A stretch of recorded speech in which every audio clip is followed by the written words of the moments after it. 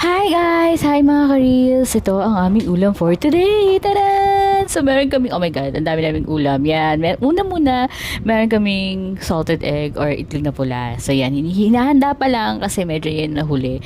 And then ito yung ulam namin, ibang ulam namin. So meron kaming soup. For our soup is Lucky Me Chicken. So, you know, alam niyo yung ganyan yung gusto kong luto ng egg. Yung medyo hindi luto yung pula. And then, scattered lang yung puti. Hiwalay siya. Hindi siya talaga hinalo.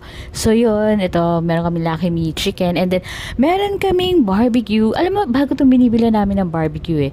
Medyo, mahal nga lang siya doon sa huling binibila namin. Pero, ang sarap niya. Ang sarap talaga niya. And then, meron kaming ulam na bigay lang.